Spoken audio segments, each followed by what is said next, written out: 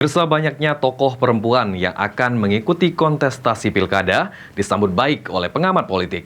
Lantaran perempuan yang memiliki hak yang sama untuk menjadi kepala daerah, sehingga dapat memberikan warna pada saat mengambil sebuah kebijakan. Kontestasi politik pemilihan kepala daerah yang akan dilaksanakan serentak pada tanggal 27 November mendatang tidak sedikit memunculkan tokoh perempuan yang akan mengikuti kontestasi sebagai kepala daerah.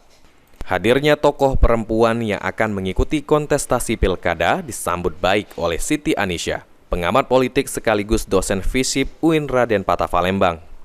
Menurut Siti Anisya, untuk memimpin suatu daerah, peran perempuan sangat penting dan tidak dapat disepelekan. Lantaran perempuan memiliki hak yang sama untuk memimpin suatu daerah. Sehingga dengan hadirnya perempuan pada kontestasi pilkada, nantinya dapat memberikan warna pada saat mengambil sebuah kebijakan.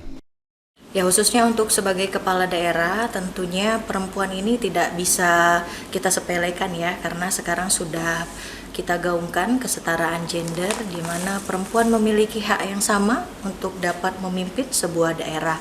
Dan perempuan juga sangat penting kehadirannya di dalam dunia perpolitikan, karena dengan adanya perempuan mewakili sebagai seorang pemimpin bisa memberikan warna dan juga bisa mewakili suara perempuan itu sendiri dan memberikan keadilan pada setiap kebijakan-kebijakan yang diambil.